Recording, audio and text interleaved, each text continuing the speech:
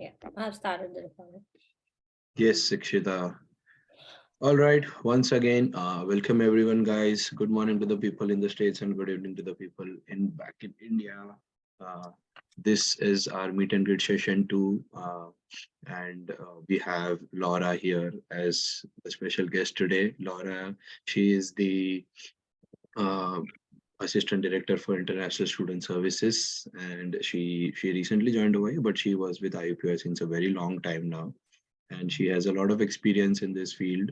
And yeah, like I know I work with her on a daily basis from Monday to Friday, and I know how helpful she has been to me, and how sorted she is as of a person, and she is really someone who likes sarcastic comments, and she can put you down with her wit.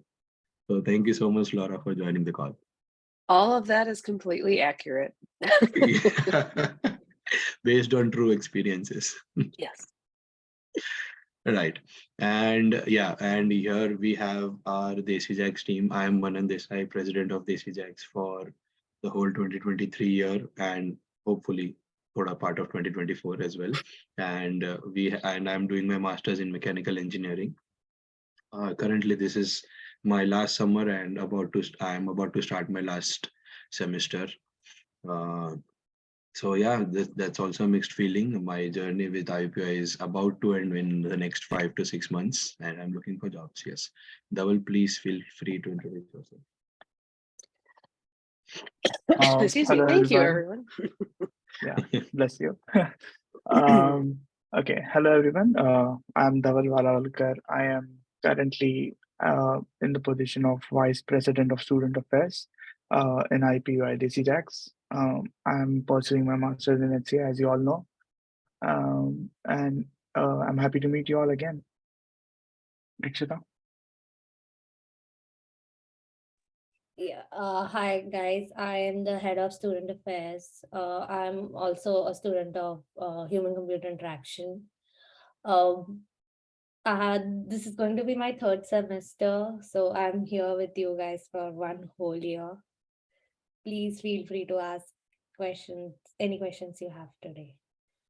Shanmukhi, do you want to go next? Yeah, hi guys, I'm Shanmukhi Damanda and I'm a student of HCI and I joined in spring.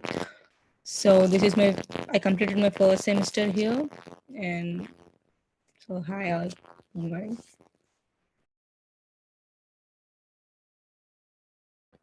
Ishwar, you can go next.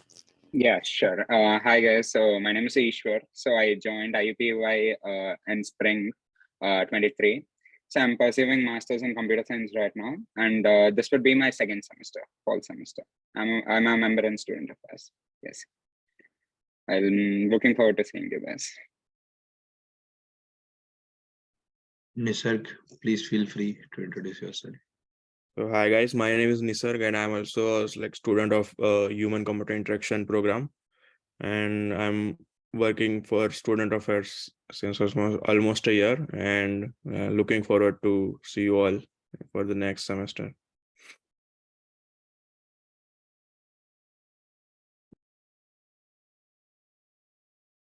Cool. Thank you all for your introduction. Laura, should we get started? Absolutely. Thank you for everyone for having me. I really appreciate being here, and it's really good to meet all of you who are both on campus and still abroad. For those of you who are starting in the fall, we're looking forward to having you. So as Manan said, I'm Laura Flack. I am the Assistant Director for International Student Services at the Office of International Affairs. I supervise our 3 international student advisors. So whenever you meet with our advising team, you can meet with any one of them or me. So I am still new in this role, but I have been at IUPUI since August of 2019. But I've been working in higher education since the early 2000s, so I'll let that just date me there. But it's been a real pleasure to work with international students, and I've studied abroad myself, so I know some of the anxiety and the excitement and the confusion and studying a language for 12 plus years and then getting into the country and you're like, I don't remember anything apparently. So I know how hard it is. And I'm very excited to have you all join us on campus.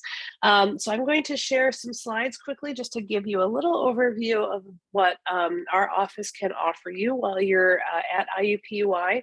And then at the end, I will give you a chance to ask a few questions. I can't stay on for too long.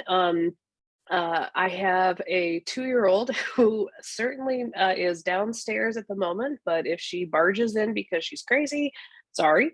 But I will keep this as time efficient as possible. Just fair warning that my child is lovely, but she's also a bit of a terror. So everyone who has energy in the morning, I think, would understand that. All right, so I'm really excited to be part of the meeting today, and I'm happy to share with you a little bit about what the Office of International Affairs can offer you. We encompass international student advising, scholar services for those who are on J visas, as well as study abroad for both domestic and international students, as well as international education. So I wanted to give you a little bit of an idea of what our office can do, as we are sort of the main point person for you as far as initial admissions goes, your first I-20, and then welcoming you on campus through our student success programs, and then everything through your life cycle as an international student at IUPUI. So as I said, we offer very specialized support for you all as international students. We assist with pre-arrival. So when you come into the Indianapolis airport, we will be there to welcome you. We also work with our international student orientation and welcome services.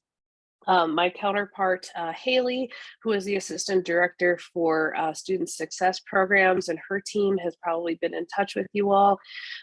We also help with student employment authorization like CPT and OPT.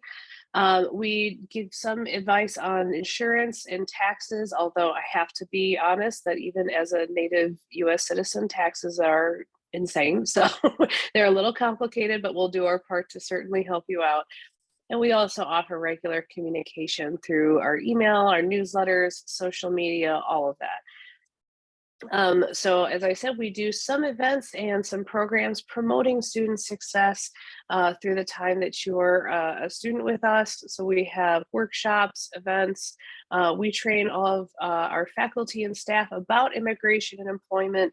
So when you're working with your faculty advisor, your academic advisor, or just your departmental staff, they will have some experience on working with international students. And if nothing else, they will know when to direct you to us.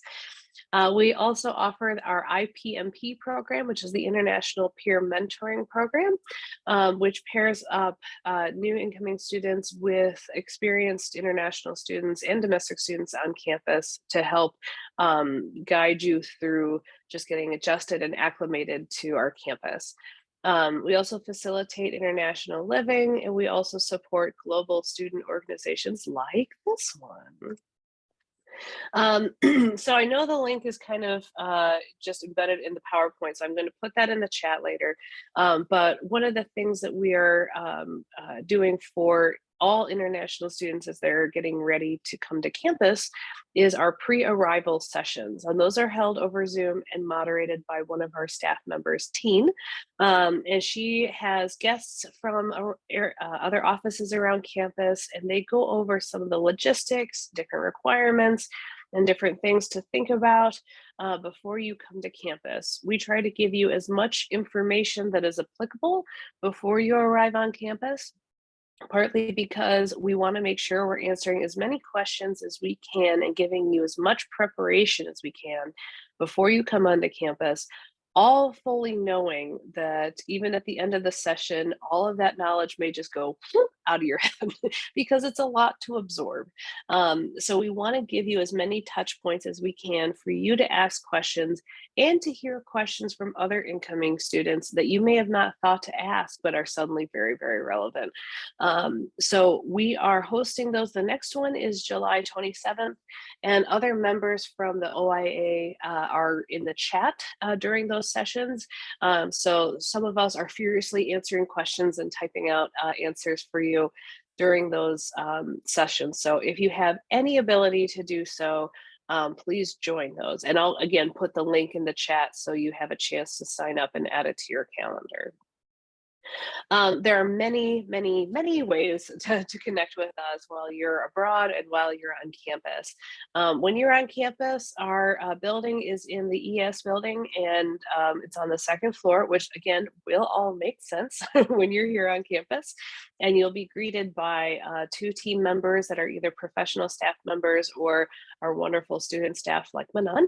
And you will be able to get any of your questions answered while you're walking around campus. You can just stop by and ask anything that you have. You're welcome to also give us a phone call when you're either not near the building, or if you're still abroad, or if you're like, just don't feel like leaving the apartment right now, you can always call us. The front desk hours are 9 a.m. to 5 p.m. Monday through Friday. So on Saturdays and Sundays, we won't be able to answer on the phone, or we won't be there in person. But you can always email us. The emails are at the bottom for general questions. iAdvisor, which I help supervise. So anytime you have questions about F1 or J1 student rules, regulations, enrollment, work authorization, all that stuff, you can email us that way. When you are having questions and you want to talk to someone directly, you can also schedule an appointment with us as advisors. And you can also join our virtual drop-in advising, which is over Zoom. So when you go into your Atlas, you will have the virtual international office, and there you can choose drop-in advising. And we have that on Wednesdays and Thursdays. And you can come in. If you're in the waiting room for a while, that's just because we have a couple other people ahead, but we try to go through our queue as quickly as possible.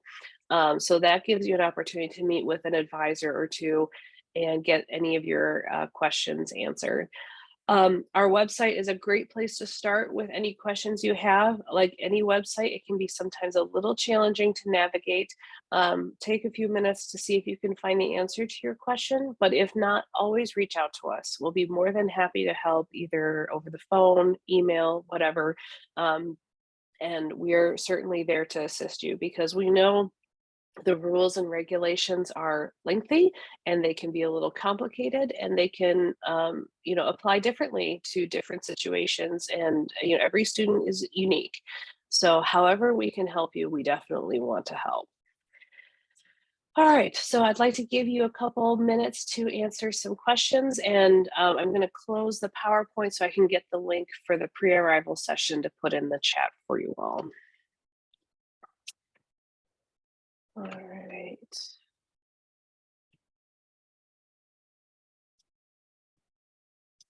Link.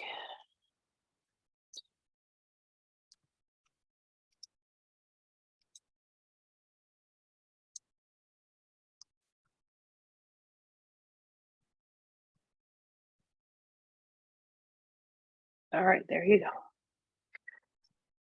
All right, are there any questions that I can answer for you all? Thank you so much, Laura, for You're your welcome. session. I think people will start asking questions now. Yeah. That's fine. I've got about 10 minutes. Okay.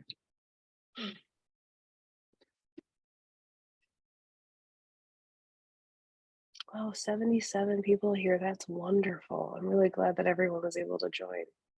So many people. This is great.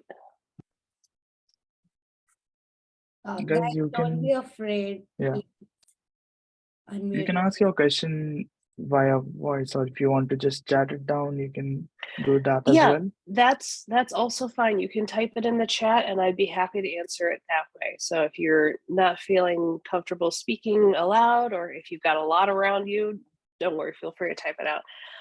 Who do we connect with in person after we land in Indianapolis? Is it the OIA office or academic advisor? I would say the first place to talk to is just let us know at OIA that you've arrived and that you're here. And then the next person would be either your academic advisor or your academic department. Those would be 2 great places to start. We'll be happy to hear that you've landed safely and that you've made it into Indianapolis. All right, another question is, where do I find information regarding health insurance? We have some information on our website regarding the international student health insurance. The international health insurance is automatically billed to your account and you are automatically enrolled. So there isn't anything else that you need to do. It's a government requirement that we provide international health insurance and prove that all students have international health insurance. Because unfortunately, the United States system for healthcare is a bit messy and a little expensive. So the health insurance really is a benefit to you. So it's annoying to see that charge every term, but it really is to your benefit, trust me. All right, when will our tuition fee be updated in the Bursar account? Generally, once you have fully registered for courses, it takes a couple of days and then it will start populating with your student bill for the semester. So once you've enrolled, you'll get the tuition, general fee, registration fee, all those other little fees in there, and then it will also populate with your international health insurance. So for those of you who are waiting on a formal bill to provide to either your sponsor or your bank or your government agency, whatever it is, it will take a little bit for that to be generated. And we usually encourage students to not register for classes until they have gotten their visa approved. Just because we don't want you to then have to disenroll, and if there's a fee involved, we're just trying to protect your finances as much as possible. But if you have questions on your specific situation, email iAdvisor and we'll be more than happy to help. All right, do we apply for a Crimson Card now or during orientation week?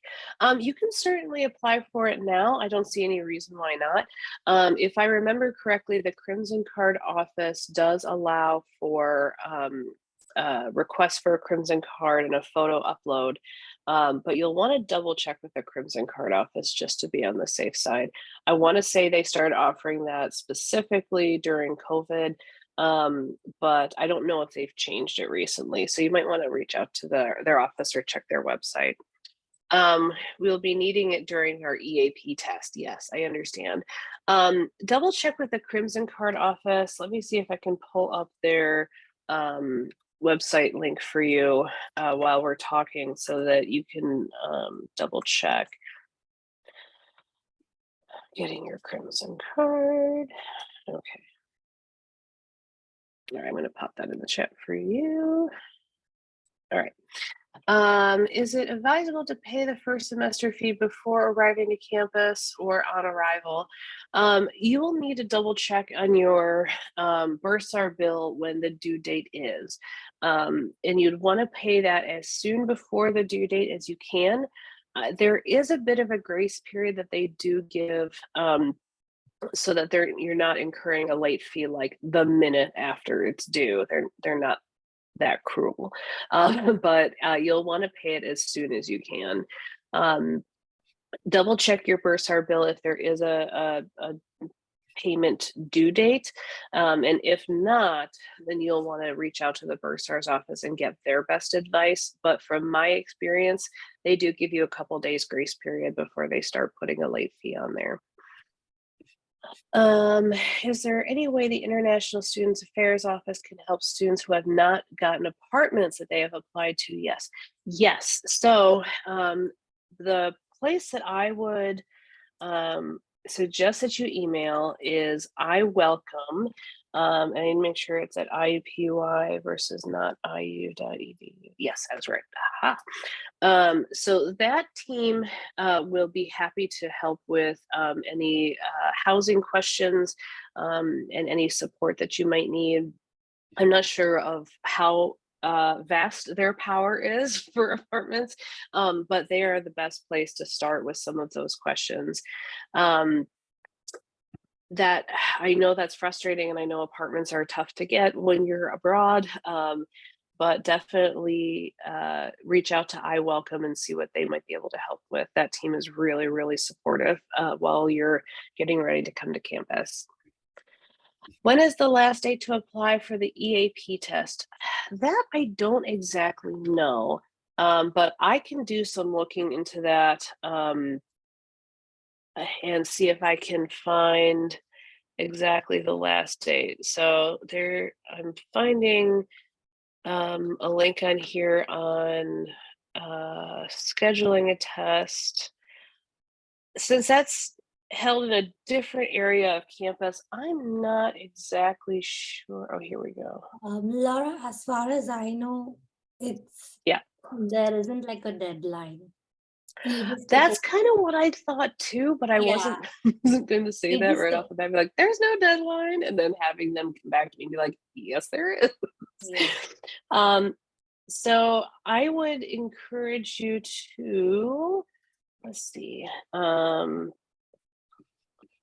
certainly when I was working in the departments, I don't remember there being a firm deadline It's right off the just that bat. before you apply for CPT, you should have taken your EAP because Mhm. that's like a prerequisite for CPT. Yeah. Okay. I've popped in the chat the link for the EAP test, and I'm hoping that that will provide some information. They do also have an email address for you to reach out to, and then another link to the actual testing center to help schedule the test. And that was in my former building where I used to work. So definitely reach out to them. All right, I've enrolled for classes a week ago and my Bursar bill hasn't been activated yet. That makes sense. I would not be concerned because I think they're still ramping up for the fall. I think it would be better to double check maybe in a couple of weeks for the Bursar bill to be generated. I'm glad you were able to register for classes. It may just take a little while longer. So probably check in maybe the middle of July, late July. If you're still concerned about the bill not being generated yet, you can reach out to the Bursar's office. All right, can you share a list of the documents we should carry along with ones we need to submit in the office with deadlines? Yes. So when you're when you're flying from India to the United States, you'll want to make sure that you have in your carry-on luggage, you need to have your documents with you, your passport, which has a visa stamp in there, as well as your I-20. We have had students share real frustrations with us about how they accidentally left their I-20 in their check bag. And then when they get through customs, then they have all kinds of issues with the Border Patrol officer, and then they have to go back and show that later at the airport. So make sure you're putting all of that in your checked bags.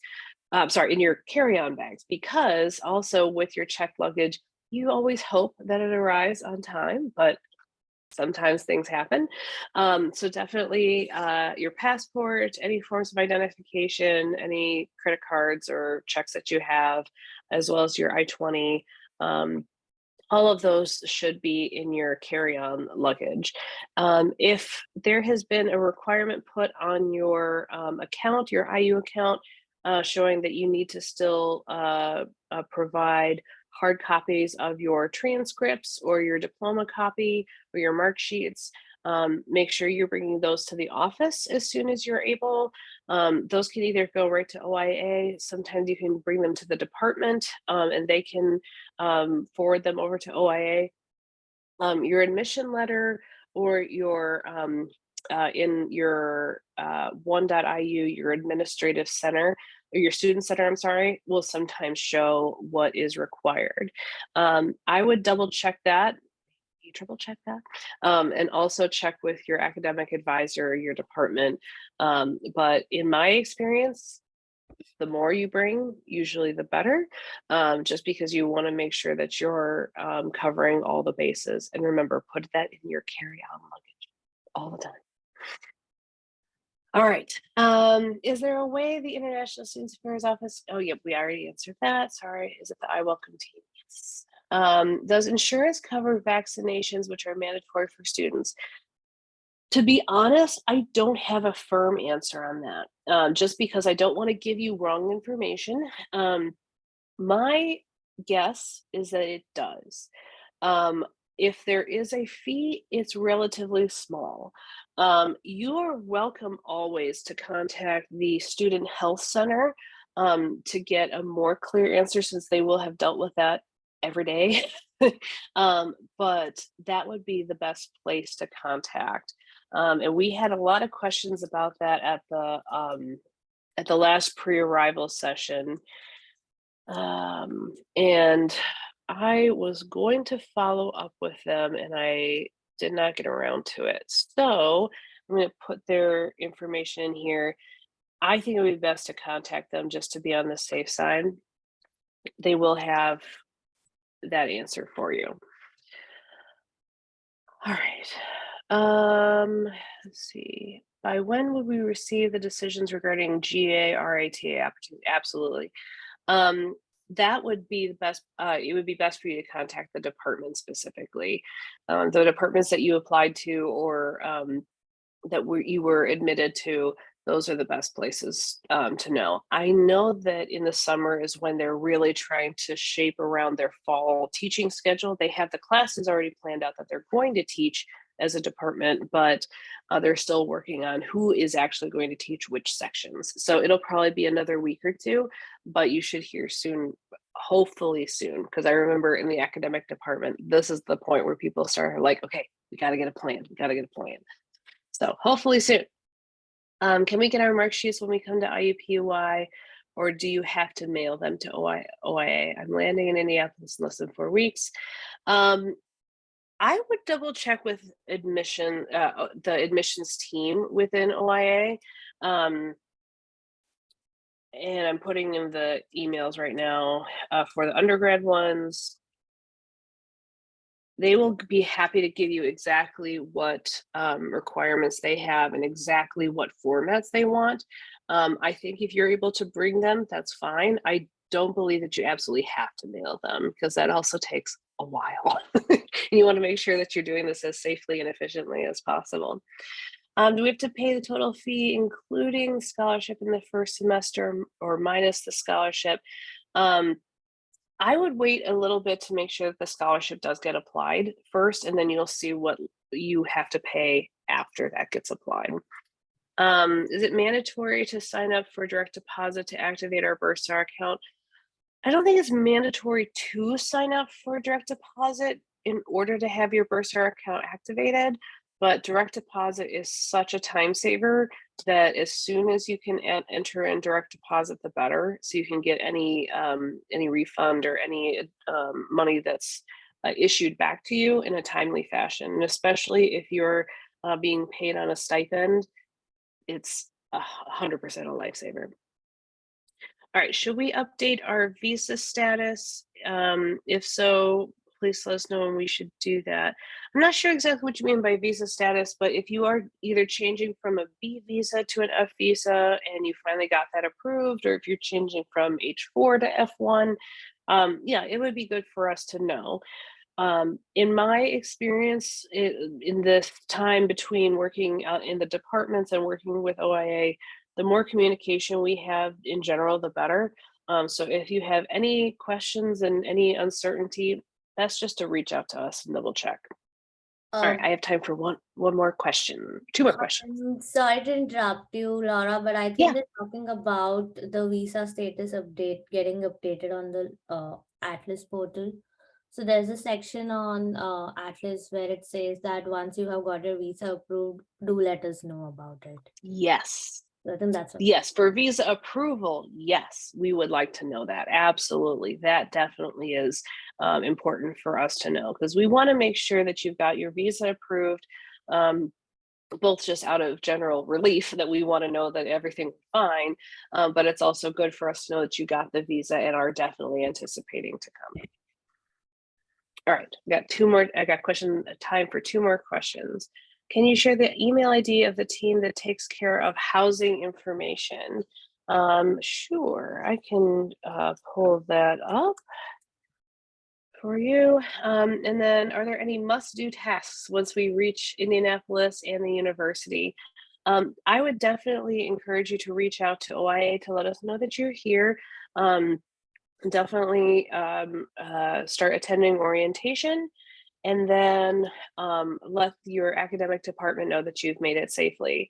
When I was working in the departments, it was always a huge relief for me to know that our international students arrived safely and got settled. And then especially if you are going to be working as a TA or a research assistant, there are other hiring things that need to be done once you're here on campus in person. So as soon as you get on campus, let us know. We'll just be really happy and relieved that you're here. All right, so there's the link for residential life.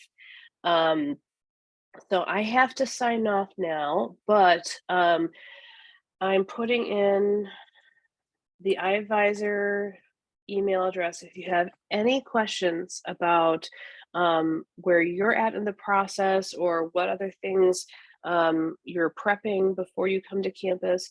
Please let us know. We'll be happy to help. And I am just so happy that you all are coming. And I'm happy that those who are on campus are staying with us. And I really, really appreciate it. I hope the rest of the meeting goes well. Yes. Thanks, Laura. Thanks a lot for Very taking time welcome. on Saturday morning and No problem. babysitting your child. And my daughter didn't barge in at all. I'm shocked. Yes. All right. Well, take care. Good to meet you all. Have a good rest of the day. Bye, Laura. Okay, guys. So the first part of the session that was regarding the administrative work, and I hope a lot of your questions are covered in this. I do remember somebody asked about vaccination. Are the vaccination covered? So when you come here, you actually have to go to the what's that hall? Coleman Hall. You have to take an appointment.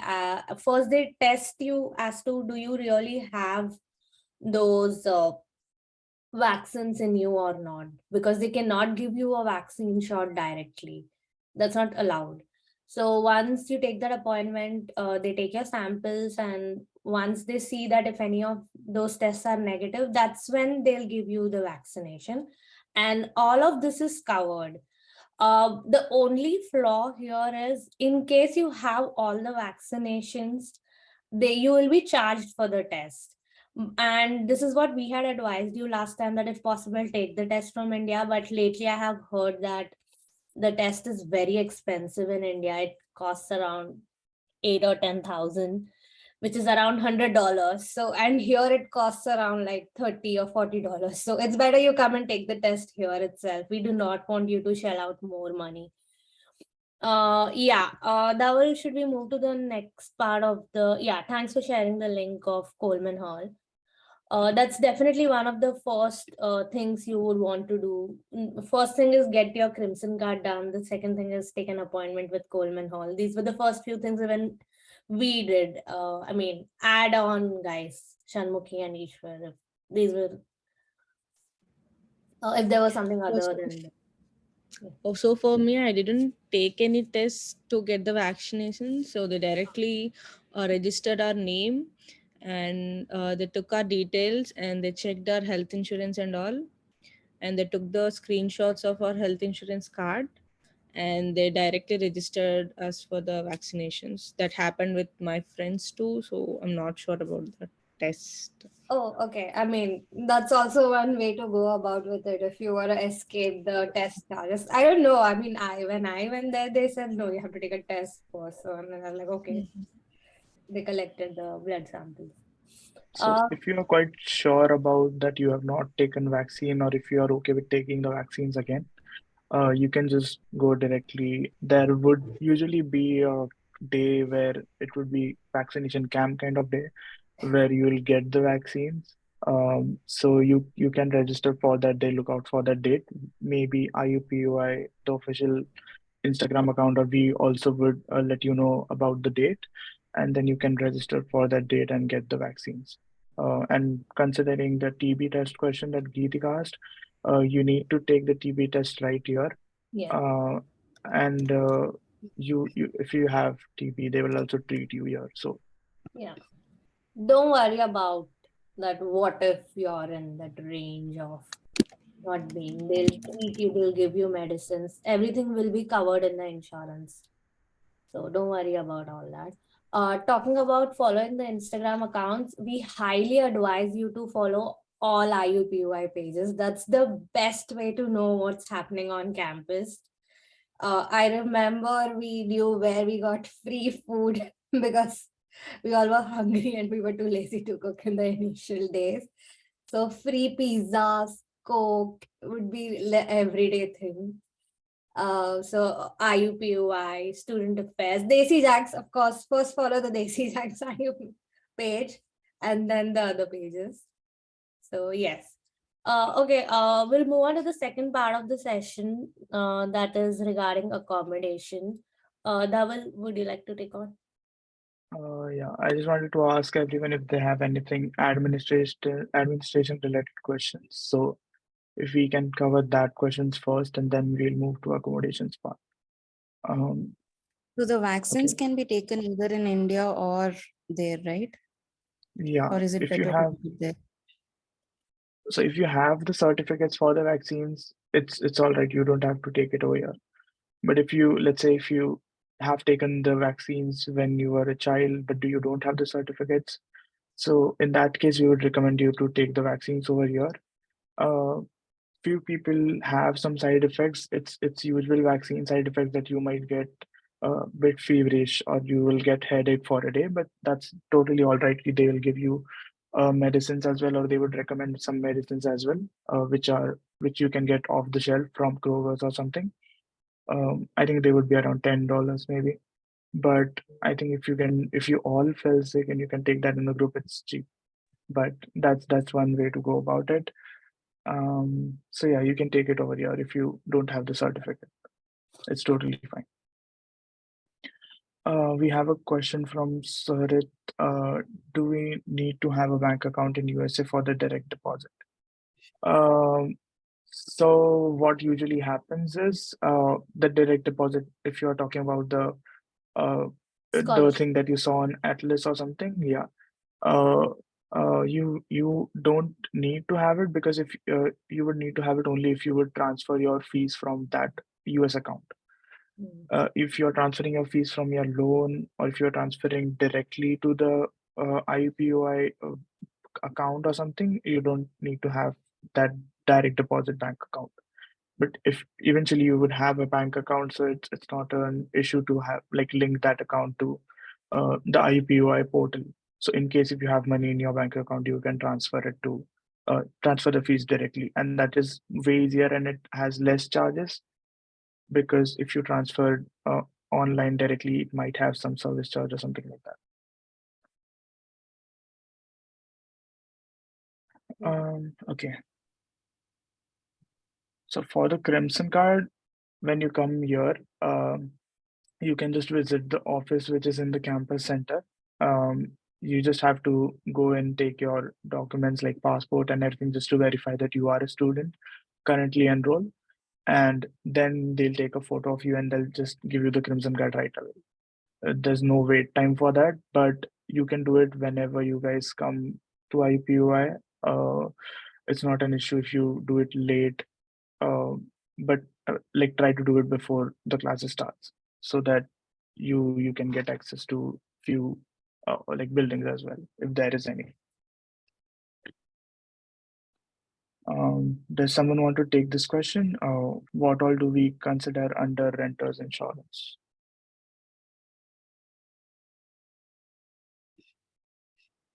Akshita? So Okay, yeah, Shanmughi. So regarding the renters insurance, you can always visit the State Farm website, and you can just enter your PIN code and the address that you are going to live in, and they'll suggest you some agents, and you can directly chat with them through email. They'll probably reply from Monday to Friday, and you can. I think when we applied, we have two codes, which is one is $50,000 and one is $100,000, I guess, and they'll give you exactly what all the things that are going to cover under different codes, and then you can decide which one is best to go with. And one covers all the things from jewelry, electronics, home appliances and all. Another might be some might not be covered under that code, so it's better to check both the codes or whatever the codes they are going to offer, and go in detail, like what are they offering, and then go with it. Yeah. I hope that answered all of your questions. Just as Shanmukhi advised, please go through your leasing papers. It has clearly mentioned the amount you have to quote for in the renter's insurance. There's one more question. This is, I think, specifically for the Luddy school students, where they say that on the I-20, it's there's a scholarship amount mentioned. I believe it's 9,000. Is it for 2 years or 9 months, or for the first semester? It's not definite. It's for the 2 years. So how it is split is it's split into four because you have 4 semesters to go. So it is $2,250 per semester. So your fees will come up to around 11,000, including insurance and everything. So once 11,000 minus that 2,250, it comes up to 9,000. And this is exactly the amount what I, Dhaval, and Shanmukhi, even though she's a spring student, she paid.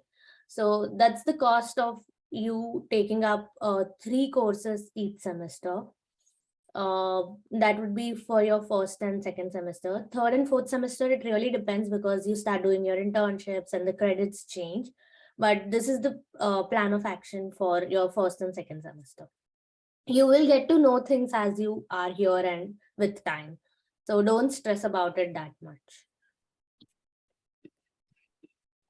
Okay, we have one more question from Kaushik. I have health insurance from United Healthcare from New York State. So do I need to take health insurance again from IUPUI, or can I be waived off? So for this question, I think you can probably contact OIA or someone who They is, can contact the Coleman Hall. They would be the yeah. right people to direct you. But Mhm. as far as our knowledge, that's not how it works. They are two different vendors, and every institute has their own vendor. So you will have to take another insurance again. But yeah, still you can Yeah, you have to just to be just to make sure, you can just contact Coleman Hall once, so that they can compare if the insurance is similar to what they are offering. If it's not, I think you would have to take the one that is offered by IUPUI. I hope that answered your question. Okay. By when will we know about the fees to be paid for the first semester? So yeah, so usually you will get the actual amount, like the updated amount with the scholarship during the first week of the camp, like the classes starts. So I think your classes starts around 21st something. So you can say you have almost a week or two to pay that fees. Once your classes start, you'll also get a mail if you want to drop a class or not, or take another class. If you want to, you have that free time for a week where you would not be charged anything. But if you delay like changing the classes or dropping out the classes and taking another class, you might be charged a cancellation fee, or depends on the duration that you will drop that class. So you would have enough time once you come here, once your classes starts, you'll have enough time to pay that fee. Dhaval, we'll take these questions at the end. Do you want to focus only on accommodation Okay, or prioritize accommodation questions? okay. Let's see if you have any accommodation questions. They're asking for a cosigner. There is a question. Can you read it out for me? For Oh yeah, got accommodation, it. yeah. For accommodation and application, they are asking for co-signers or proof of income. How to do that? We don't have any co-signers or proof of income.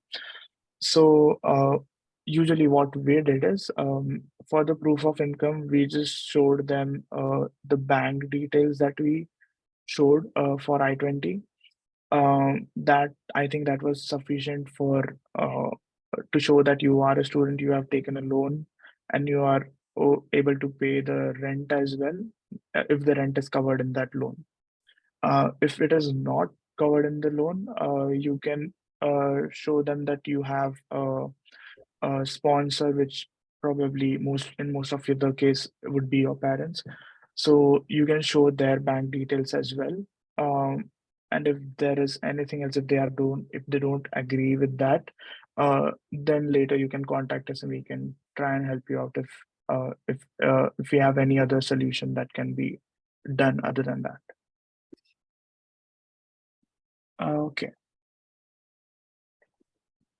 Mm, Besides that, we wanted to know how many of you have been allotted houses and your housing situation is sort of sorted.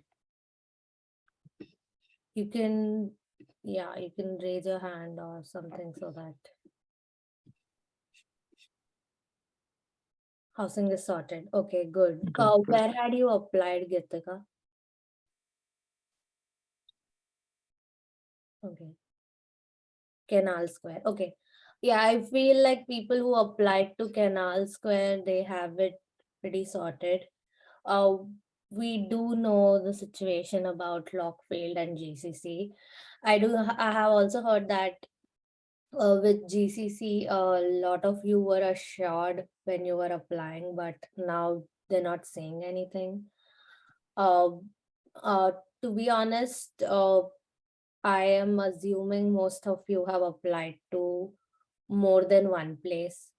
And I mean, do keep a backup because given the volume of students that are coming, we are advising you to keep a backup. It was a different situation when we were here. I didn't come with a backup and I still landed in Lockfield. I was just fortunate, maybe, touch wood. So, but given the volume of students you are coming, we highly advise you to have a backup. Yeah, and be positive. We really hope you get your housing sorted. And do not pay, oh, sorry, Dhaval, you wanted to say something? No, you can continue.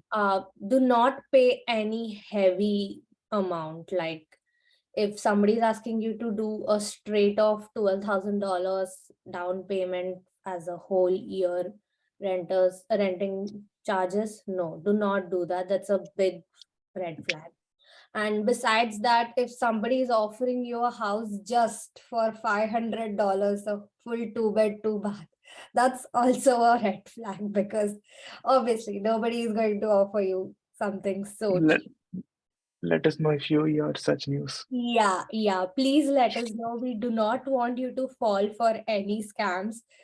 To be very honest about the scams will actually start hitting you once you're here in the country and you have a number.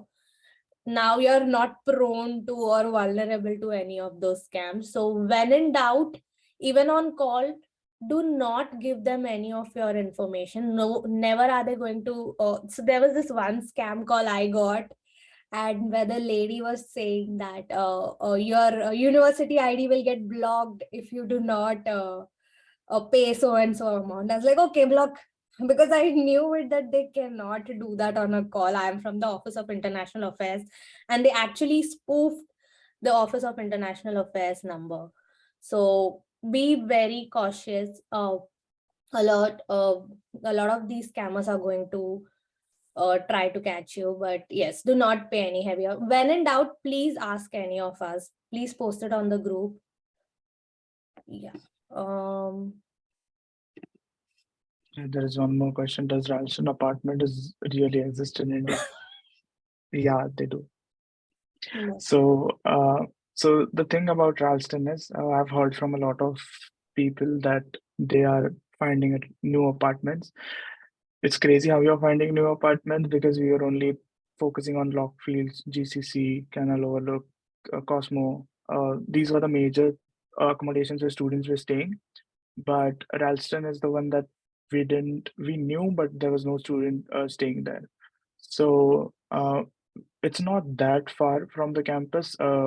If you compare it with Indiana Flats, it's just 5 minutes more walk from Indiana Flats, 5 to 3 minutes more walk. So I would not say it's like dangerous or something. I think it's totally okay to apply for Randstad as well. But if they are asking for I've also heard that they are asking for a lot of amount for the security deposit. If that is the case, I would not suggest to have it as the first priority. But you can go for Temple Lofts and Canal Square. I think I still see there are few apartments available in both the apartments. So I think if you don't have an apartment right now, you should apply first to those apartment. I think you might have a high chances getting in there rather than waiting for Lockfields and GCC. I think that is you'll not get it right now. Okay.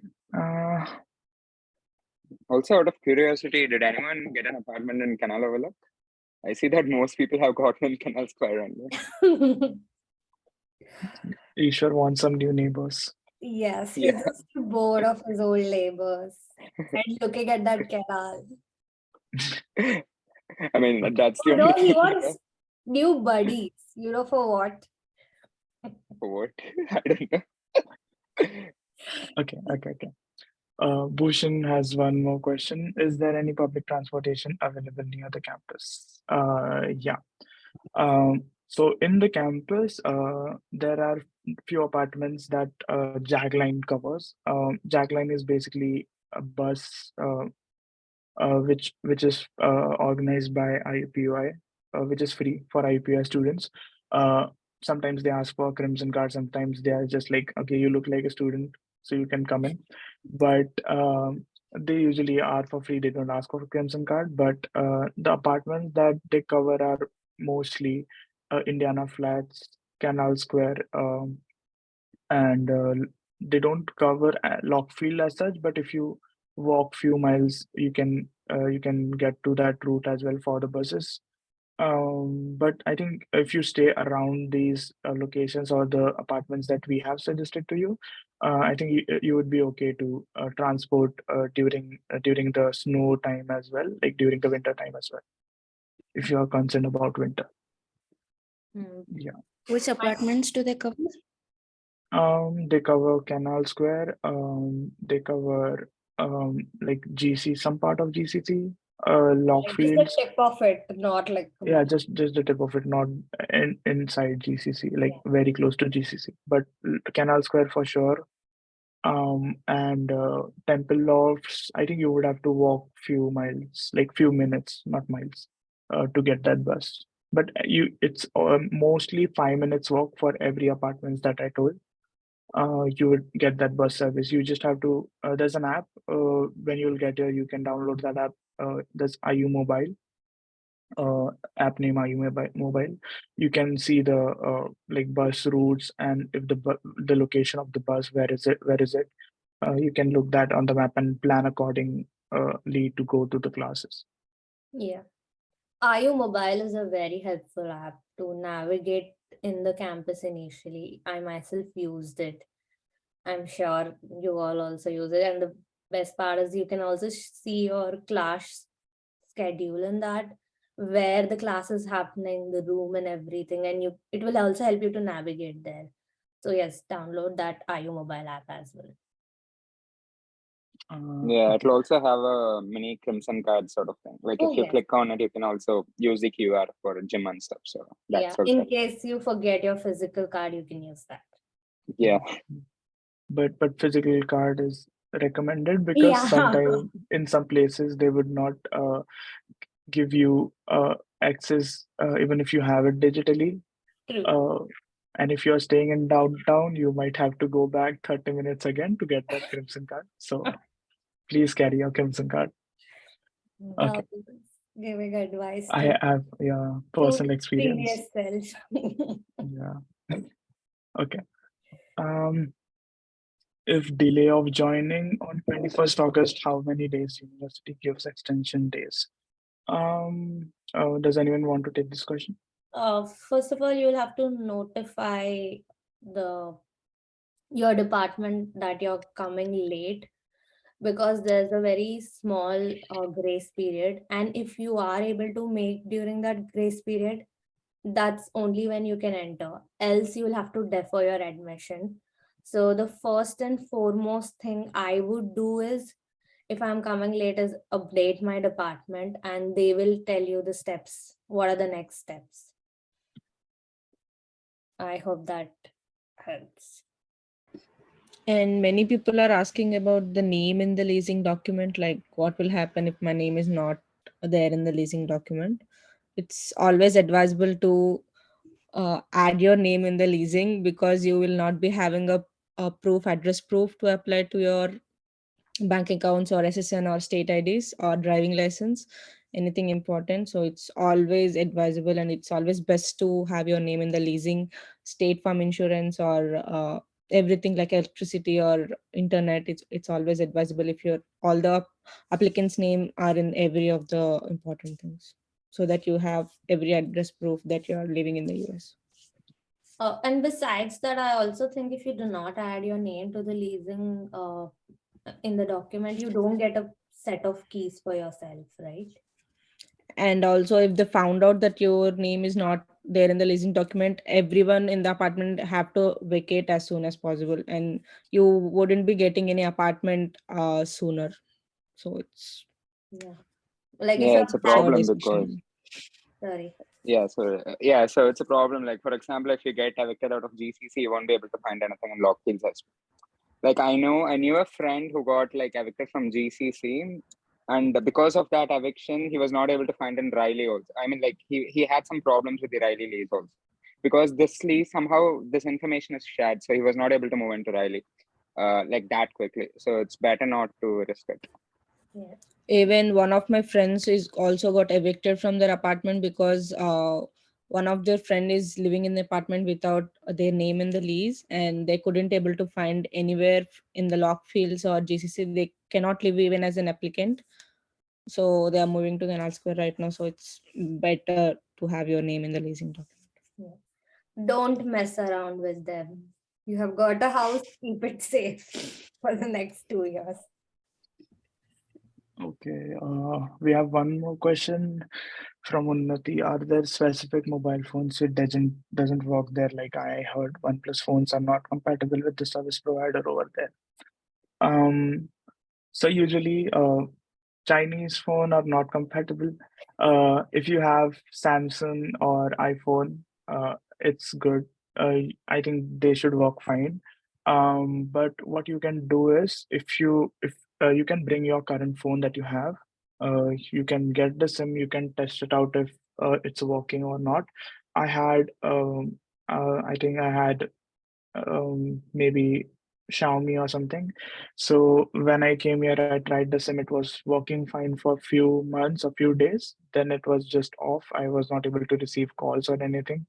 So usually what happens is the service provider that you like take, they offer like they have some offers for iPhones. So you can take that as well because it's cheaper.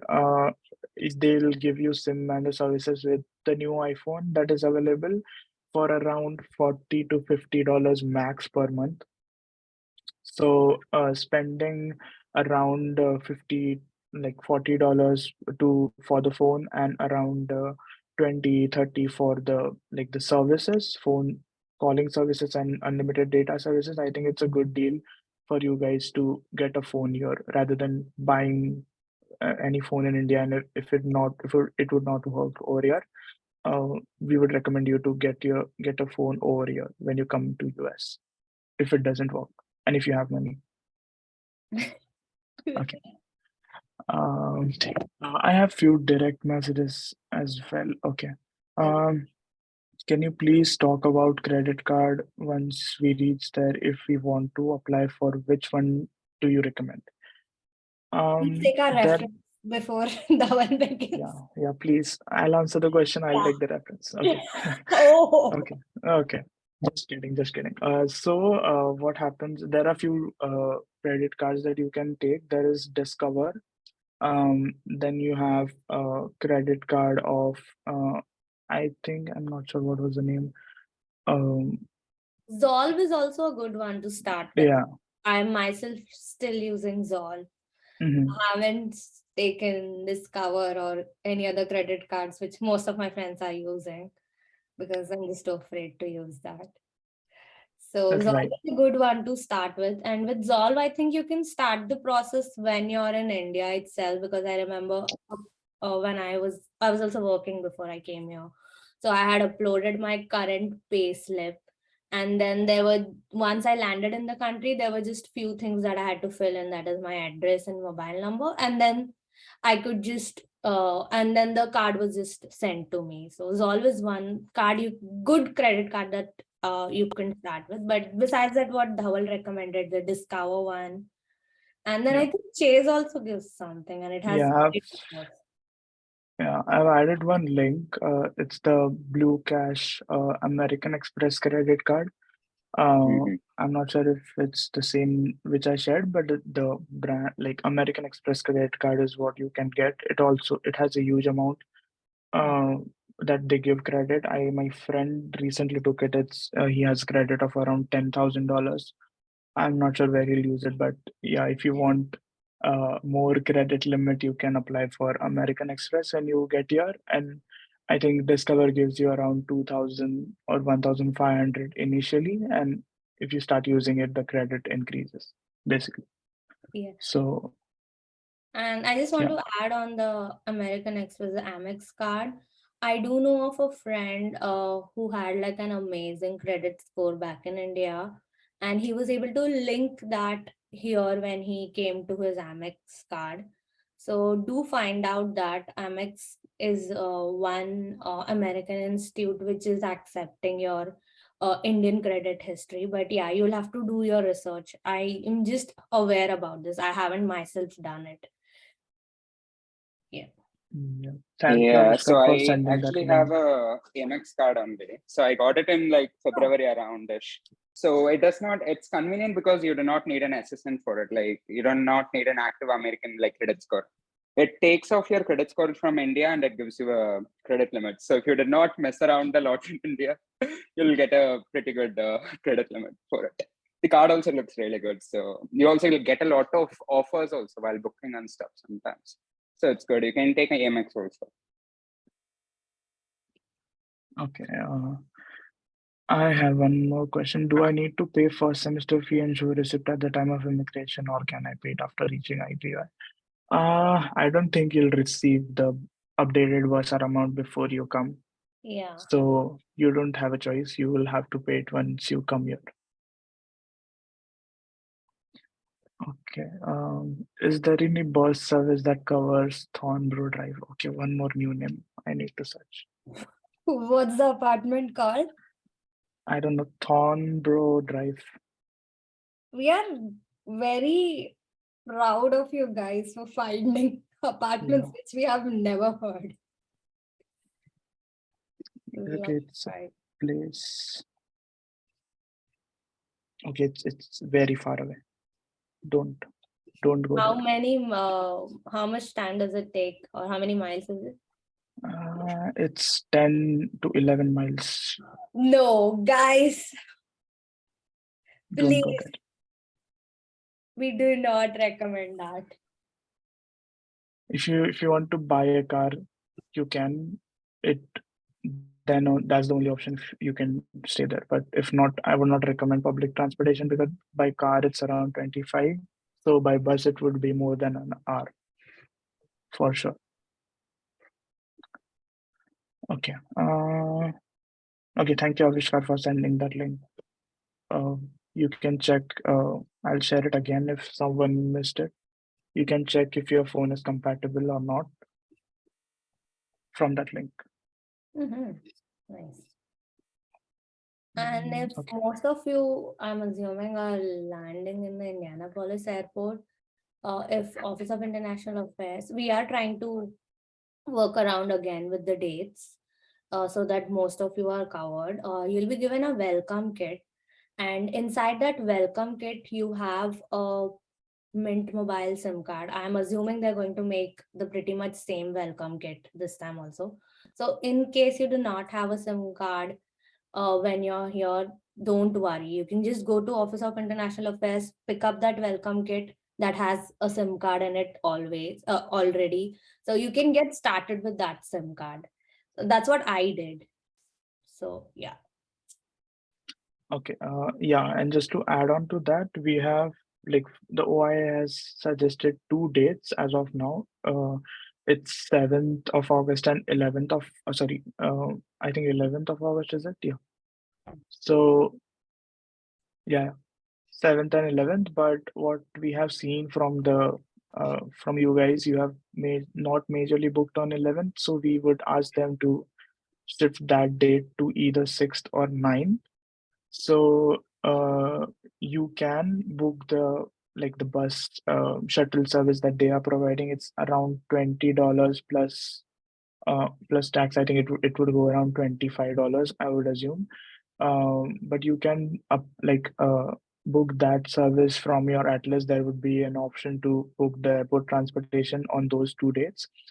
Um, and for the rest of the days, we would be helping you with the transportation only if you update the sheet.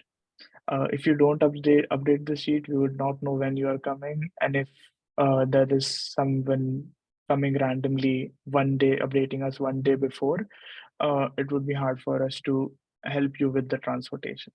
So try to do at least 2 weeks before you come, like update the list 2 weeks before, so that we can have an idea of what number of students we want to like cater for the transportation. And one more thing to adding to the list, don't enter the date that you will be coming and let's say you have a relative who will be picking you up, and then you'll go somewhere else and then you will come back, because those are the dates which we want of the people who would come from the airport directly to the accommodation and not going anywhere around. So you can just let us know the date of when you want the transportation and not when you actually arrive. So if you actually arrive and you want the transportation right away, it's fine. But if not, let us know the date when you will just need the transportation from airport to the camp, like to the accommodation that you want to stay. And if you don't have an accommodation, you can just message either one of us for the duration that you want a temporary accommodation. We will share that in our group, like the current students group, and we would make sure that everyone has a temporary accommodation to stay at least till they get their accommodation. Um, Okay, one more point to the airport transportation.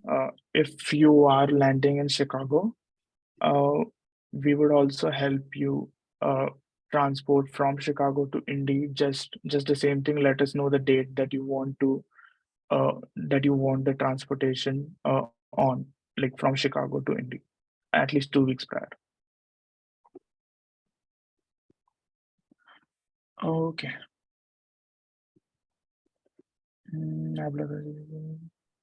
There's a question for on-campus jobs. Should I take that up? Yeah.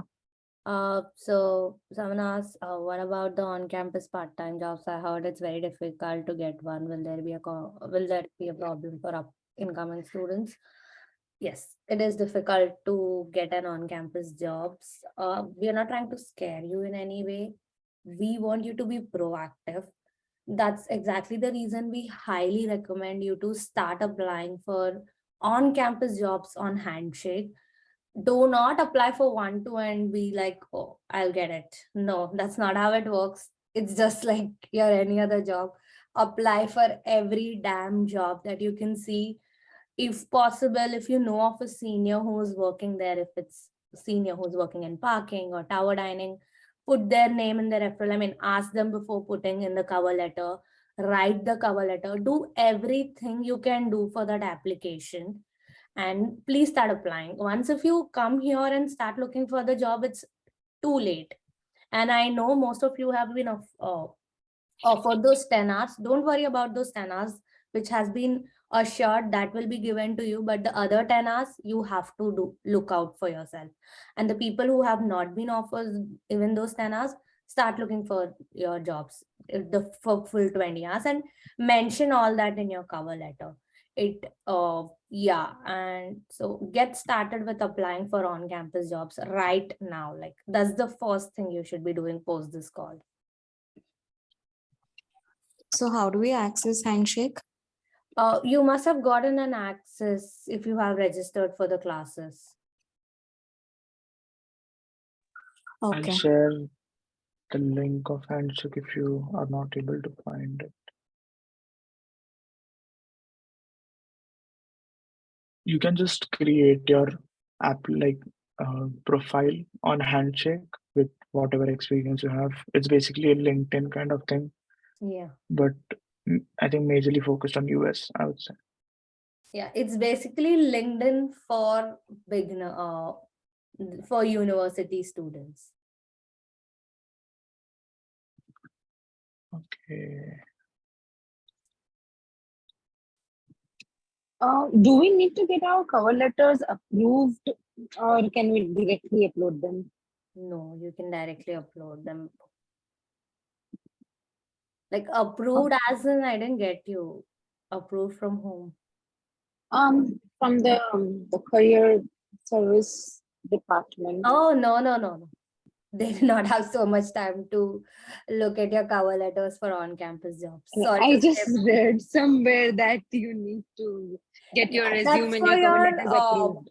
yeah, that's for your internships and full-time jobs, because that time you're not just yourself applying, you're the face of IUPUI or you're the face of Luddy school. So they want you to be marketed well. That's the reason they say that get it approved from us. But for on-campus jobs, it's okay. It's just an internal thing and another formality document that you're doing. So that's okay. Thank you. Okay. I'm thinking people, if you can ask the questions directly on call, it would be better because we might miss some in the chat. So if you want to ask the question, please, I would recommend you to like unmute yourself at least and ask the question. What type of jobs can we apply for health informatics in handshake? Okay, if you are asking for part-time jobs, I don't think there is anything specific to health informatics other than TA and RA. So what you can do is you can just contact the faculties right away or get their email IDs from the website and just reach out to them with your experience, with your resume, and why you're interested in working with them. Hopefully, if they are not enjoying their summer or if they are not on a holiday, they'll reply you as soon as possible. But if not, they'll reply you once they get back. If you do that, you would have a better like upper hand in getting the RA or TA position that might be available under them. So don't apply to one faculty as well. Try and apply to different faculties. But that's the way to go about TA and RA. And if you're asking for other part-times, you don't have anything specific to HI, you have to work with UITS, which is the technology kind of team which handles the system in libraries and other buildings as well, like university buildings. And you can apply for like catering thing, like there's a Taylor Hall. You have Taylor Hall where you undergraduate students usually have their food plan thing that you can work there as well.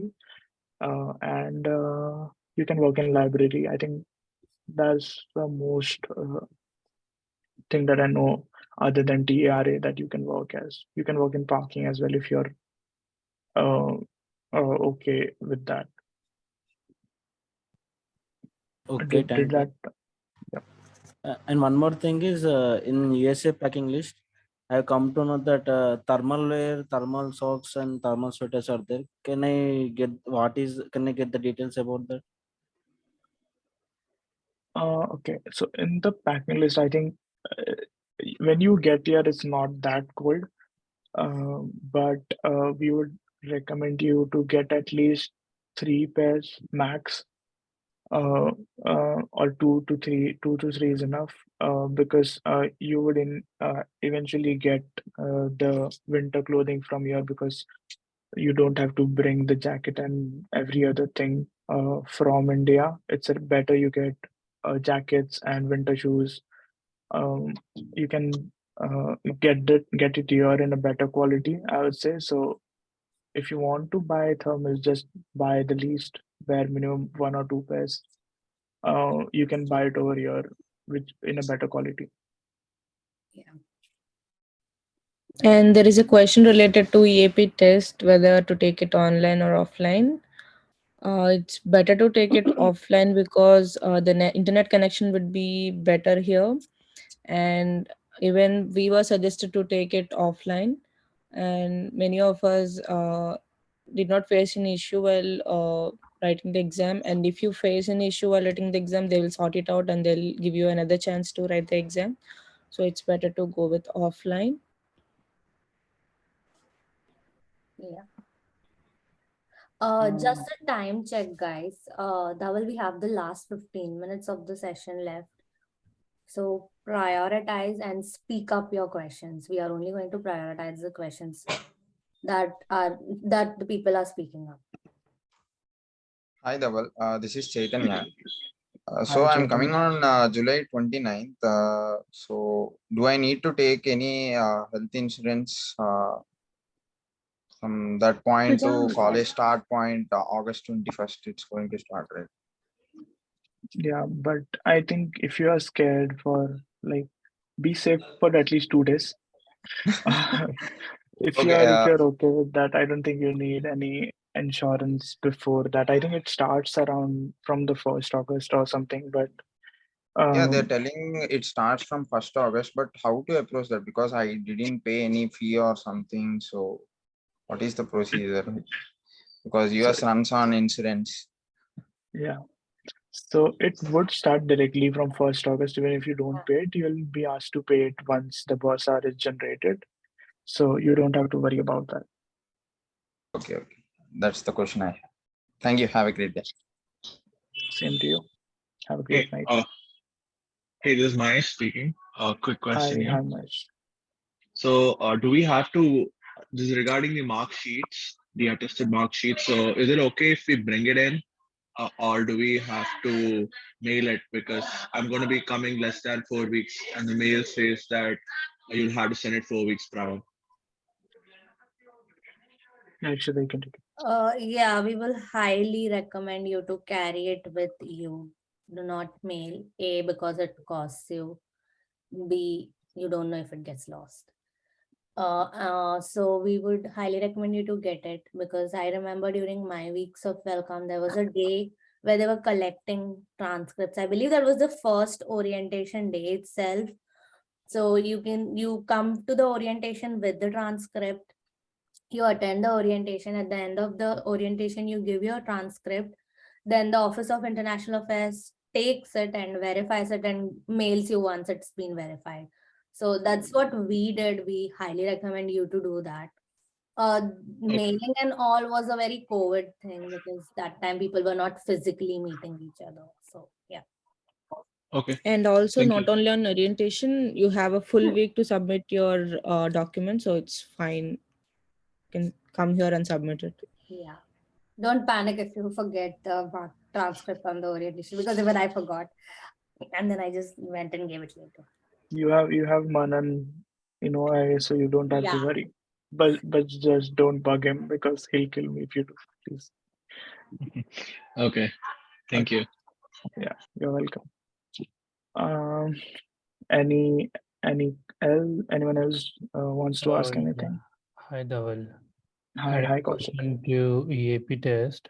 I hear that if we take it online, we have only one chance to get the result.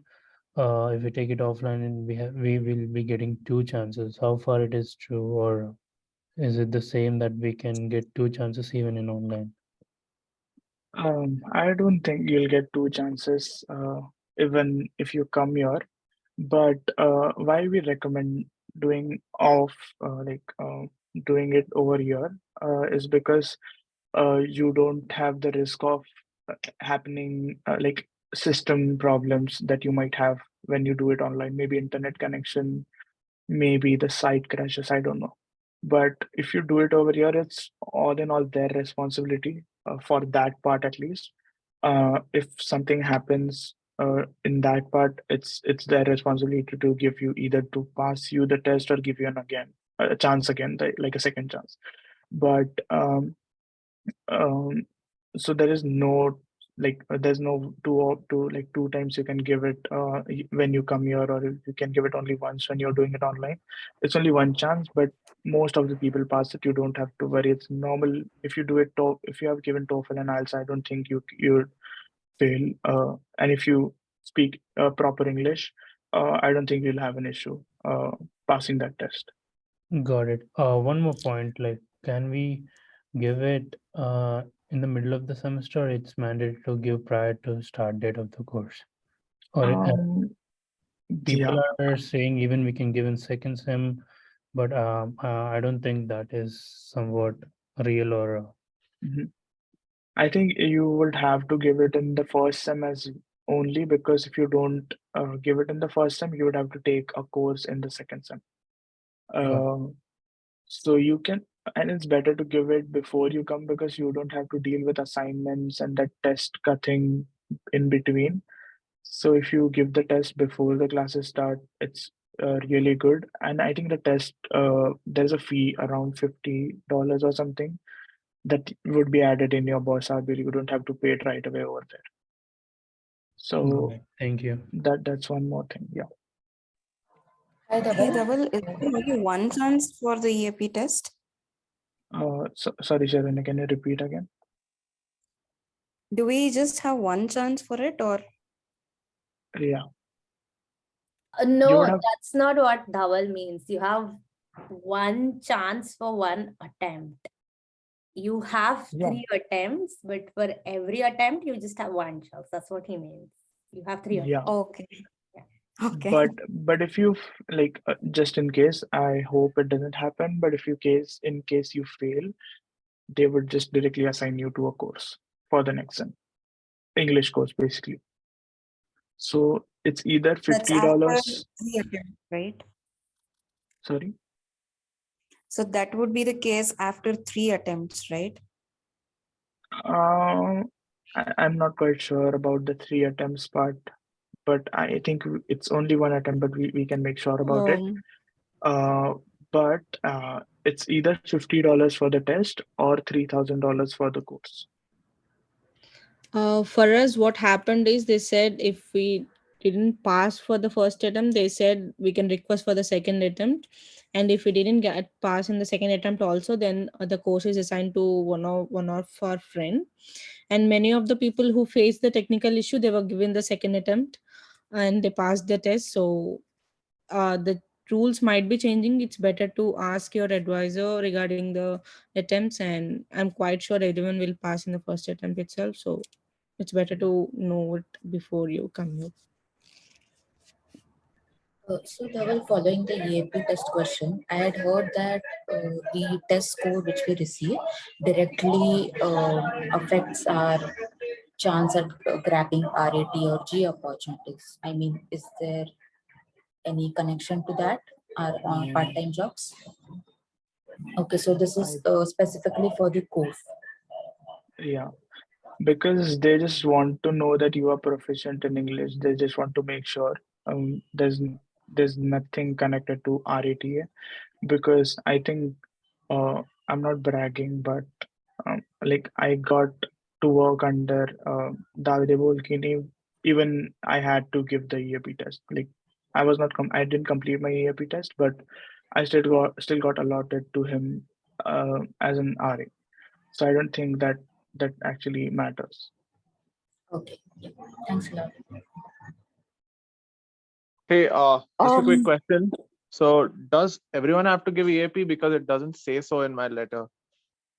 If you have your English proficiency scores low, that's only when you give EA, not all. It would be mentioned in your admission letter if you would want to take it, or if you are required to take it or not. Got it. Thank you. I have a question. So, for some of the on-campus jobs, it is mentioned that US work authorization required. So, is it the case that we can't apply for those?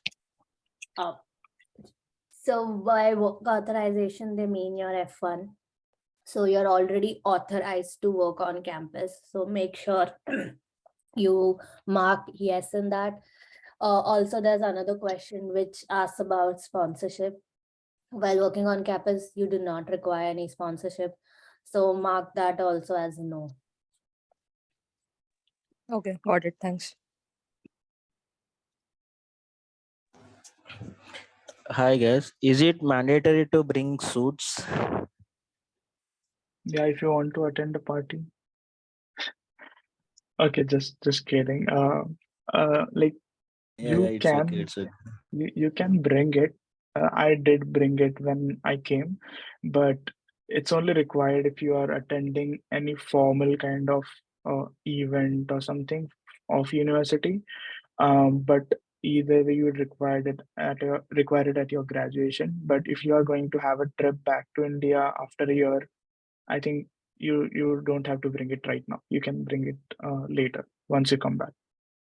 Either way, Okay, still okay, get okay. a lot of cheap stuff during the Black Friday sale. So don't stress about Yeah. So you can just do one thing. Yeah, come over here, check if you can get a suit in a cheaper rate than India. And if not, you can just, when you'll go back to India, if you do, you can bring the suit later for the graduation. Guys, Okay, is okay, work thank you. study authorization the same as US work authorization, or is it different? No, it's the same. Okay, Work, so we are eligible to apply for jobs which state that they need work study authorization. yes, yes. So work study authorization means F1, Okay, which all you right. already have. I mean, if your visa is approved. Right. Okay, thanks, Akshita. Yeah. Okay, so just a time check. We have last 4 minutes. One advice I would give.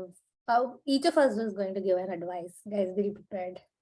One packing advice I would give is, I remember me and my other friends who were packing for US were taking trillions and trillions of these Xerox copies of I don't know what not. Please do not take it. Just get one copy of I-20. I mean, not just don't just get one copy literally, but just get 2 copies of it, one and check in one and carry on, and few other documents which you need in hard copy.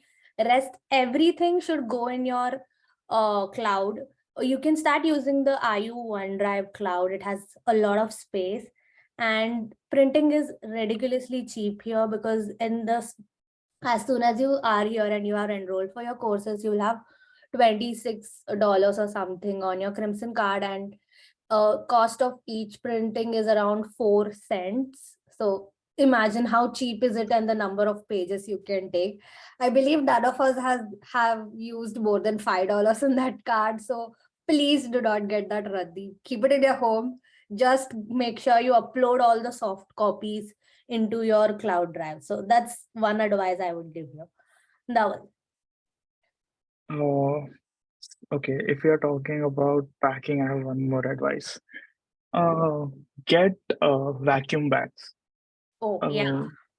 You can get it on Amazon. Yeah. It's really helpful because you can stuff more, and you would have more space for food for us and for you as well. True. So yeah. Vacuum bag. And one more last thing. In Etihad Airways, they are saying about extra luggage for students. Actually, they are providing or not? Can you give details about it? I don't think they're providing because I just traveled Yeah. to Etihad, and If it is, I think if it's a direct flight from, like if you're traveling only in Etihad without any other domestic flights, I think it is eligible. But if you're traveling from Etihad and you're like I using another don't. flight in between, like American Airlines and all, I think they are not allowing you. That's what happened in my case.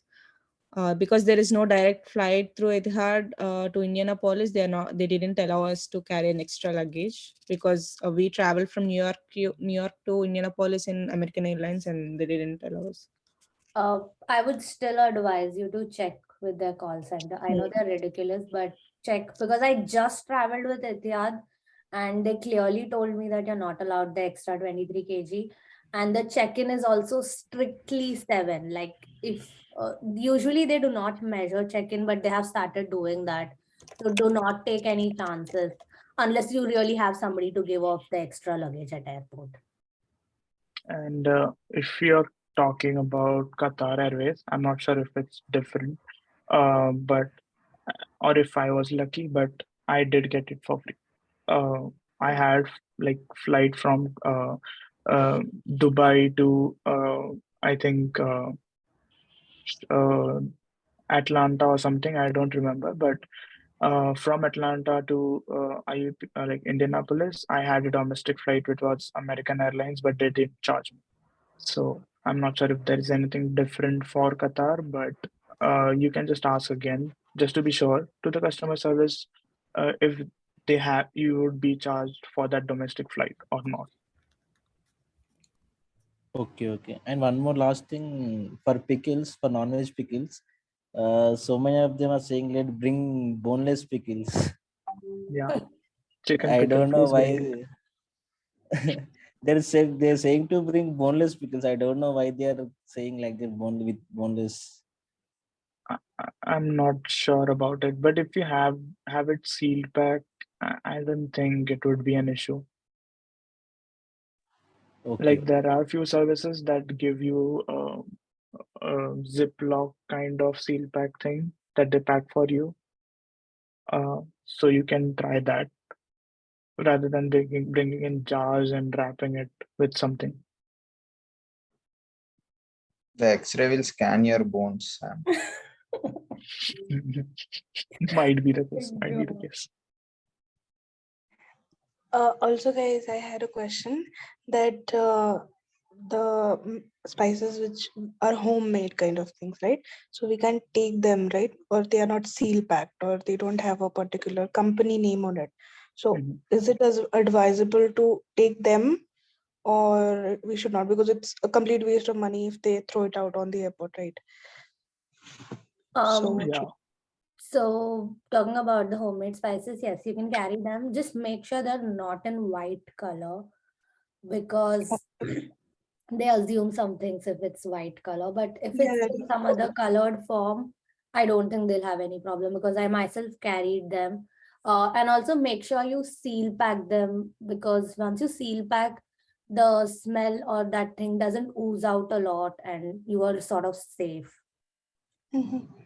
Okay, and they don't ask you to taste it or right, something like that, right? No, my immigration was done in Abu Dhabi, and Abu Dhabi's, and I don't even think at any immigration they'll ask you to taste. That's the last thing they will do. Okay. So, I won't be asking like, for it. Someone was saying something. Yeah, Nandini, you Sorry. can go ahead. Yeah, sorry, I didn't get you. Someone was saying something, right? yeah, I was asking, so every white product is a no-go, right? So nothing white. Like we would recommend not to bring it in case they find it, they'll open everything and it will be a mess. Your baggage will be tagged.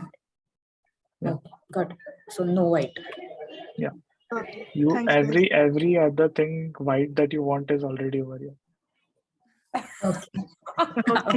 I'm talking about rice flour. Don't get me wrong.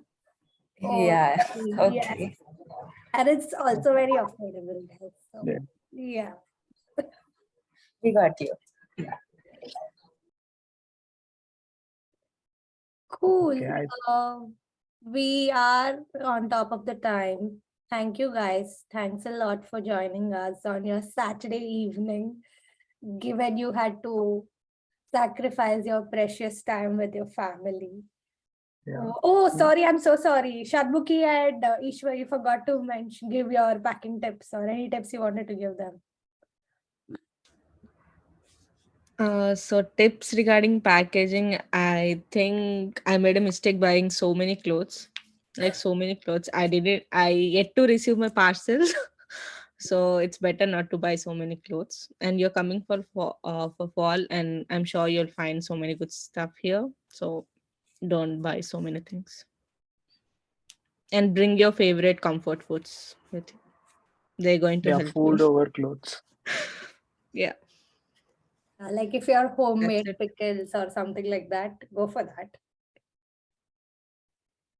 Yeah, so I would suggest bringing a charger which kind of fits the US port, because that's the mistake which I did. And I was like for the first 2 or 3 days, I had to borrow charger from seniors in my department. I used to go to their house just to charge my mobile, so it's not good. So just make sure you're I mean, you can always buy it, but then just make sure you're getting that adapter as well. Also, like Shanmukhi said, like don't pack too many clothes, because you'll be buying a lot of clothes here once you're here also, because now my wardrobe is just filled with clothes, so many clothes, I cannot even tell you. So yeah, to buy so much. Like masala also, you don't have to bring in like bulk, I would say. Just bring like small package, because that would be sufficient for the first 2 weeks. Depends on the cooking, but yeah. You can buy it from Patel's, which is like an Indian grocery store. You don't have to get too much masala also. Like now that it's not winter, you don't have to buy winter wear also. You can just bring some clothes and you can come. No need to even bring multiple bags. Yeah, so. Hey, Ishwar, there's no issue using a power bank, right? I'm sorry? The power bank has to be not more than 20,000, whatever. It cannot be 30. 30 is not allowed on the flight. 20,000 is allowed on the flight. Okay, thank you. So any brand that is not allowed, like MI or something, there is MI a is chance allowed. of. I myself have MI. Okay. Geetika, you wanted to ask something? So what do we expect at immigration? So basically, I'm flying through Etihad itself. So what do I expect? She just saw my face. She showed me some samples of, I think, rice and something. She was like, "Are they in your bag?" I was like, "No." I straight up said I lied. And then she was like, "Okay, go." Okay, she just asked, "Oh, what is there in your bag?" Then I said, "Yeah, some chips and something I just made up." And then she was like, "Okay." And the second time when I came, they didn't even ask me that. She was like, "Oh, you're a student? Why did you go?" I was like, "For some marriage." And she was like, "Okay, go." So don't worry about that. They know you're It's not. student. Yeah, it's not that strict until a dog finds something. Yeah. Or smells something. And for me, they asked like, what is your class date? And that's it. They asked me to go. That's the only question they asked me when I came to the US. Yeah, don't put something. Don't think, Oh, sorry, Shanmukhi, complete. So don't think these are the only questions that you'll be getting, because my friend, like he had a conversation for over 20 to 30 minutes with the officer. So it's better to prepare for the worst. Yeah, don't take it too. They would be just having fun around it. So it really depends on their mood. If they want to have fun around with you, they'll sit and have 20-30 minutes conversation. If they're like, "Oh, there are too many people," they just want to clear you off. Yeah. One last packing advice I would give you is, in your carry-ons, you're not allowed any liquid item above 100 ml. So I remember this one of my friend carrying a lens solution, which was around 150-200 ml, and he had to throw the entire thing. So nothing above 100 ml is allowed. And that too in some sort of packing, like 20 ml only. So if you're carrying like your pouch, which has like little shampoo and all those sort of things, do not carry it, make it more than 100 ml. Everything is allowed in your check-in, but not in your carry-on. And it's better to keep your nail cutters or anything sharp objects in the check-in bags, because I bought some needles with me at the last moment and I kept it in my handbag and they had to throw them out. And my friend bought a nail cutter and they had to check the whole bag for that nail cutter. So it's better to keep them in your check-in bags. Cool. I think we have given you enough of tips to pack. We hope to see you here very soon. As soon as you come here, the first thing Desijags will have is a campus tour for you. Do join that. That's really helpful. We will give you like a campus tour with our own insights and hacks for the shortest way to get there. So it will be fun. Yep. Thank you. And the surprise would be awaiting you guys after that. Hopefully. Yeah. Okay, I think can we guys at least turn on video for the last just to take a screenshot? Thank you, Chaitanya. Okay, now I see faces. I feel good. I know, and new faces.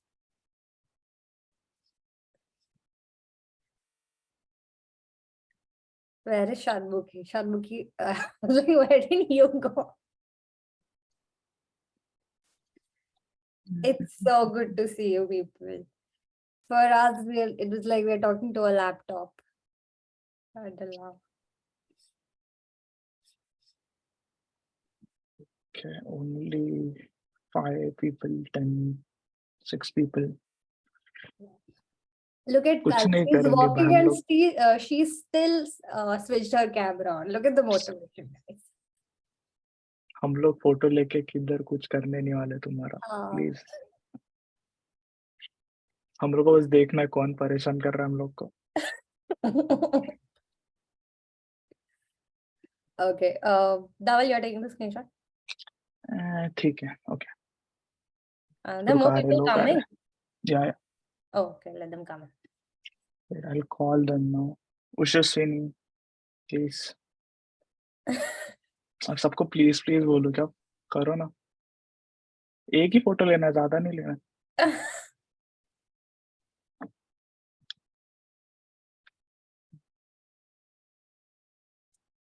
Nice nice nice nice ठीक है अगर कोई और चालू नहीं कर रहा था टेक ठीक है ओके गुड